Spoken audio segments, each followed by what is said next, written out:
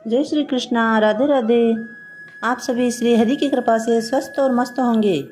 आइए पढ़ते हैं गीता जी का 9वां अध्याय। ओम श्री परमात्मने नमः। उसके उपरांत श्री कृष्ण भगवान बोले, हे अर्जुन, तुझ दोष दृष्टि रहित भक्त के लिए इस परम गोपनीय ज्ञान को रहस्य के सहित कहूँगा कि जिसको जानकर तू दुख रूप संसार से मुक्त हो जाएगा।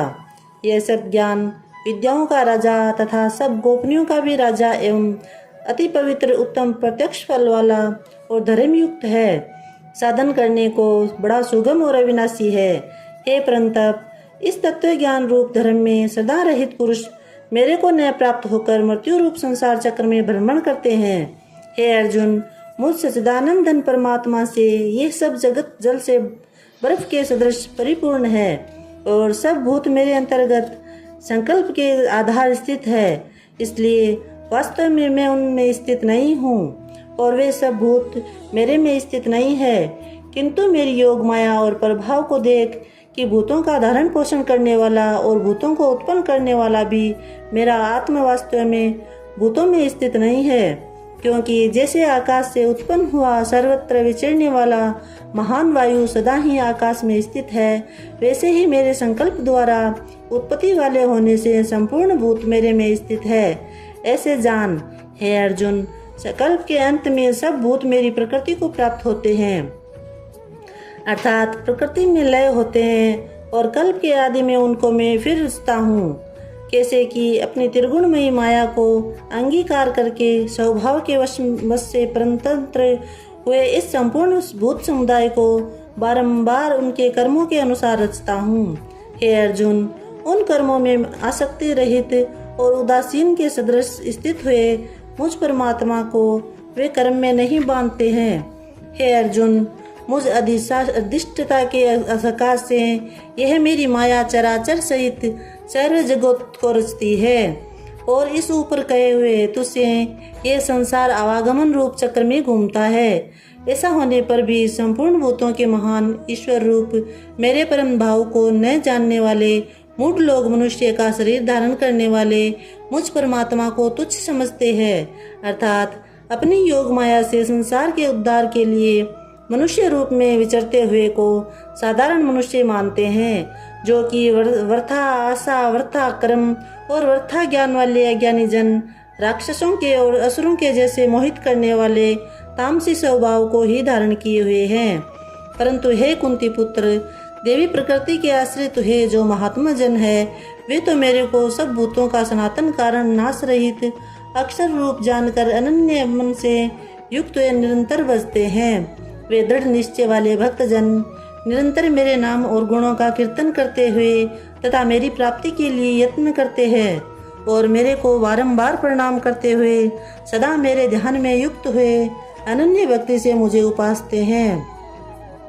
उनमें कोई तो मुझ विराट स्वरूप परमात्मा को ज्ञान यज्ञ द्वारा पूजन करते हैं एकत्व भाव से, अर्थात जो कुछ है सब वासुदेव ही है इस भाव से उपासते हैं, और दूसरे प्रथ भाव वाले अर्थात स्वामी सेवक भाव से और कोई कोई बहुत प्रकार से भी उपासते हैं। क्योंकि क्रतु अर्थात श्रोत्र कर्म में हूँ, यज्ञ अर्थात पंच महायज्ञादि स्मार्त कर्म में हूँ, सौदा अर्थात पितरों के निमित्त दिया जाने वाला अन्न में हूँ, औषधि अर्थात वनस्पतियों में एवं मंत्र में हूँ, घृत में हूँ, अग्नि में हूँ और हवन रूप क्रिया भी में ही हूँ।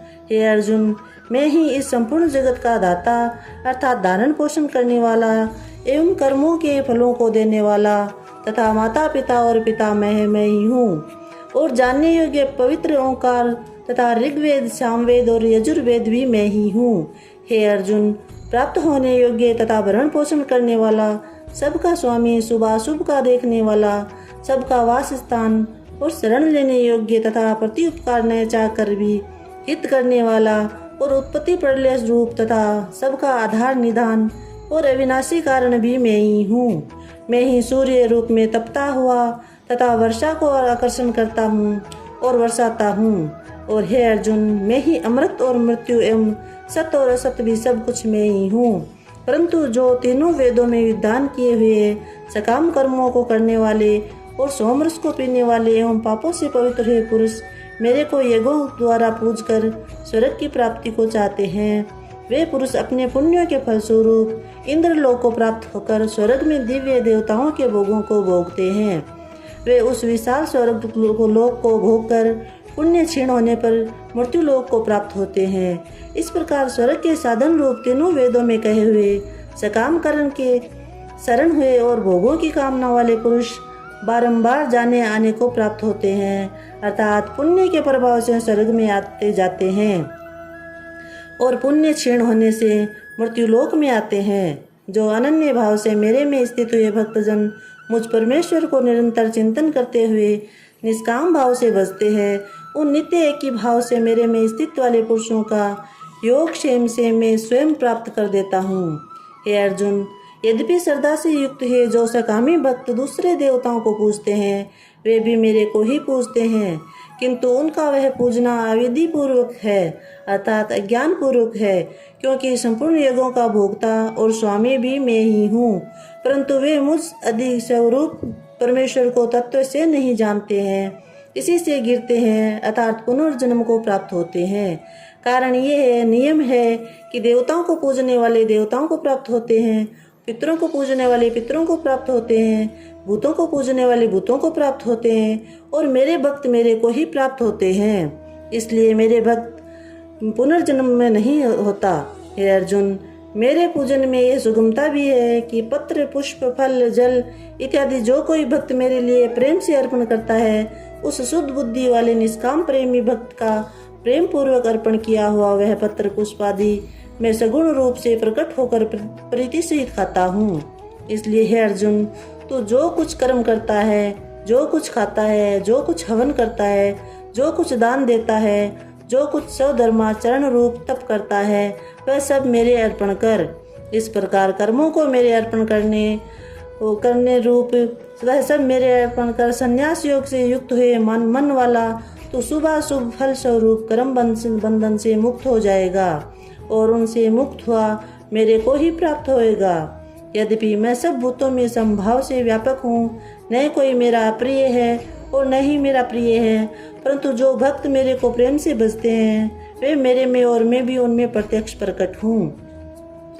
मेरी भक्ति का और भी प्रभाव सुन। यदि कोई अतिशय दुराचारी भी अनन्य भाव से मेरा भक्त हुआ मेरे को निरंतर बसता है, वह साधु ही मानने योग्य है, क्योंकि वह यथार्थ निश्चय वाला है, अर्थात उसने भली प्रकार निश्चय कर लिया है कि परमेश्वर के भजन के समान अन्य कुछ भी नहीं है।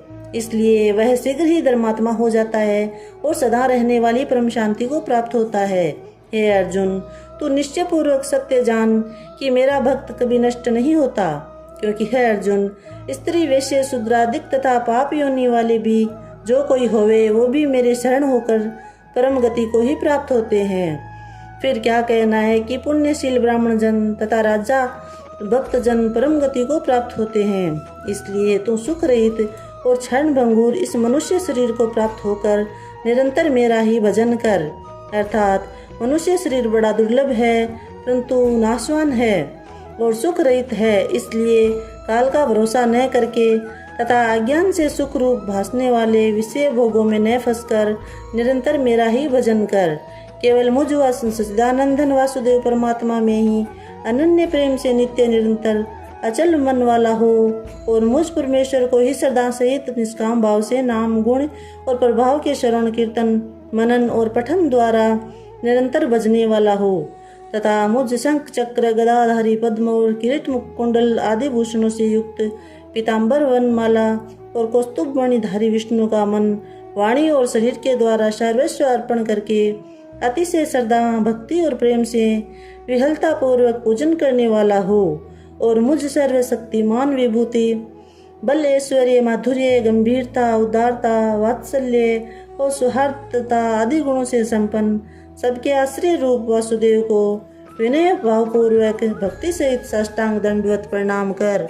इस प्रकार मेरे शरण हुआ तू आत्मा को मेरे में एक ही भाव करके मेरे को ही प्राप्त होएगा।